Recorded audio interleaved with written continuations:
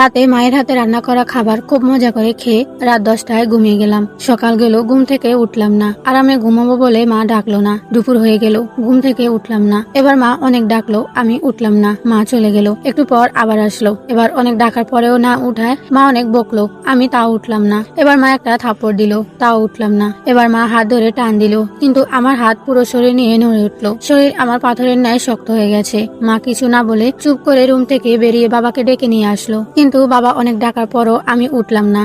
এবার বাবা চোখে জল ফেলে বলছে, উঠে আয়, তোকে আর কোনোদিন কিছু বলবো না, যেমন করে থাকতে চাস থাক, তাও উঠে আয়, তোকে আজকে ল্যাপটপ কিনে দিব।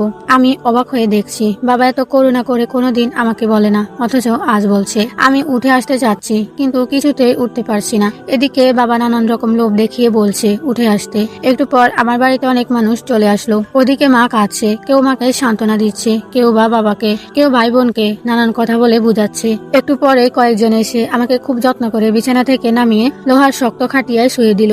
আমি কাঁদছি আর বলছি আমার পিঠে খুব ব্যথা লাগছে, নামাও এখান থেকে। কেউ আমার কথা শুনলো না। একটু পর ওই মানুষগুলো গরম পানি নিয়ে এসে আমার শরীরে কিছুটা পানি ঢেলে দিল।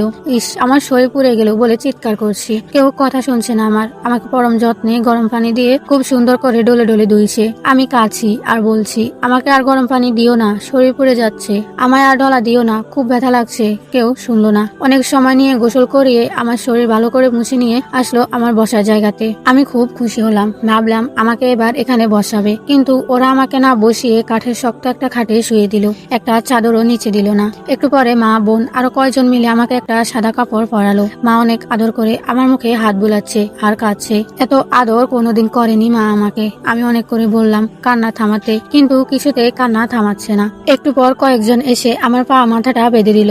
আমি এত করে বললাম আমার বাঁধনটা খুলে দাও। কেউ আমার কথা শুনলো না। মাকে সরিয়ে দিয়ে আমাকে নিয়ে যেতে লাগলো। মা কিছুতেই আমাকে নিয়ে যেতে দিচ্ছে না। আমার ভাই বোন সব চুপ করে দাঁড়িয়ে কাঁদছে, আর কিছু বলছে না। কত করে বলছি ডিস্টার্ব করিস না, আমাকে একজনও শুনলো না, কেঁদে চলেছে। একটু বেশি ঘুমালে বাবা বকা দিত, কিন্তু এখন চুপ করে দাঁড়িয়ে চোখের পানি মুছতাছে, আর একটা বকাও দিল না আমাকে। মাকে জোর করে সরিয়ে দিল। কয়েকজন আমাকে নিয়ে অনেক মানুষের সামনে শুয়ে দিল একটা ছায়া, তারপর জানাজা পড়ালো। আমার জানাজা শেষ নিয়ে গেল। আমাকে একটু দূরে একটা মাটির গর্তে রেখে আসলো। বাবা আর ভাই দুজনে মিলে মাটির গর্তে নেমে আমাকে কোলে করে তুলে নিয়ে মাটির গর্তে শুয়ে দিল। একটা বালিশ চাদর কিছুই দিল না, একটা লাইটও দিল না। আমার পা আর মাথার বাঁধনগুলো খুলে দিল। আমার উপর খুব তাড়াহুড়ো করে কিছু কাঁচাবাস দিয়ে ঢেকে দিল। তার উপর কি কি দিল আমি কিছুই দেখতে পারছি না। যতই সময় যাচ্ছে মাটির গর্তে অন্ধকার নেমে আসছে। আমি চিৎকার করছি আর বলছি আমাকে এখান থেকে বের করো, আমার খুব ভয় করছে, কিছু দেখতে পারছি না।